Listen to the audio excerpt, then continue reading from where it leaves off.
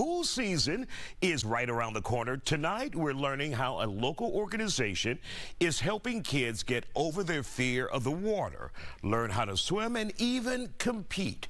I stopped by Texas Southern University to see Johnnie Means Aquatics in action with the Tiger Sharks.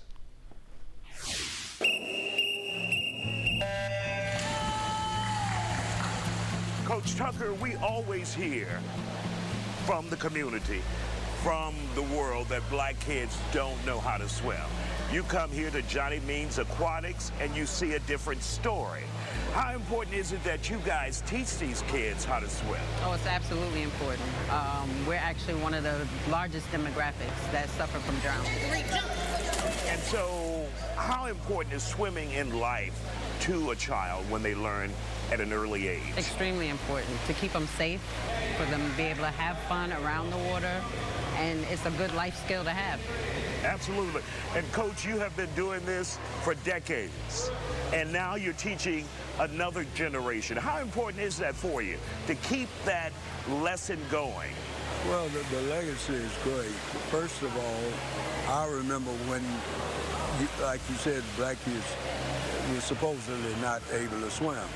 And it was purely because of exposure and the lack of finances.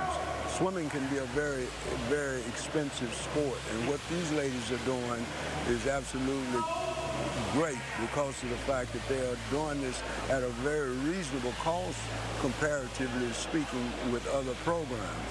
So I'm very proud of them, having them as former swimmers of mine. And now to see them working with young kids when I was working with them at the same age. And my father. There you go, there you go. She had to throw that in. There you go. Yeah. Coach Hamilton, what we see are parents actively involved in your program with the Tiger Sharks. Yes. So does that help with the effort, getting these kids to learn how to swim and to have their parents there with them, backing them? Absolutely. It enables the kids to have buy-in support when they're doing an activity that their parents find important, find valuable. Some parents themselves did not know how to swim, and they're making it a point to get their children enrolled in swimming so that they don't miss out on the opportunities that the parents themselves did.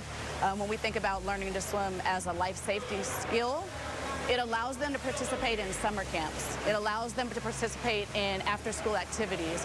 When their friends go canoeing or kayaking, they don't have to be fearful of the water. They can participate and enjoy themselves. Parents can feel secure knowing that their child is safe when they go to those activities. In some cases, the parents are actively taking a role in learning themselves how to swim, and that is tremendous. Melanie, you brought your child here, and your child is participating in the program. Did you know how to swim? Do you know how to swim? I did not know how to swim when my daughter started, but I have since learned how to swim, and I do probably about 2 to 3 times a week. It was very important once my daughter started swimming for me to participate in order to keep her encouraged, so that I would go out with her when she practiced, and we could go to the Y together when we weren't here swimming.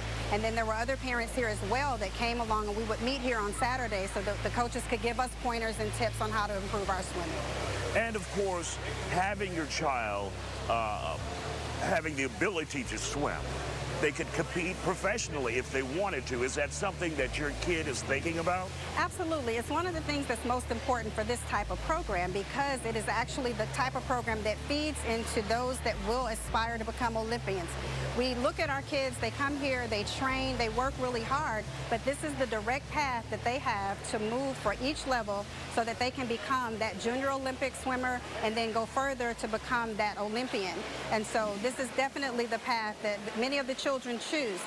My daughter has practiced really hard, and she's become more of a recreational swimmer now, but the thing that is so great about that is that because these coaches are so loving and so caring, they'll make sure that even the kids that may not push so hard and not want to compete, that they still have a place here in the pool. They can still learn how to be safe, and they can still learn how to enjoy a lifelong sport that they can do forever. And Coach Hamilton, you guys have an important event coming up on May 18th that is open to the public. Absolutely. Tell us a little bit about that. So on May 18th, we have our International Water Day Safety Day Festival, and we are going to open it up to the public here at TSU, and we're going to have in-water and out-of-water activities that highlights different activities that are water-bound and life safety skills. All right, we want to thank you all, and thank you for the great job you guys do for the kids in the community.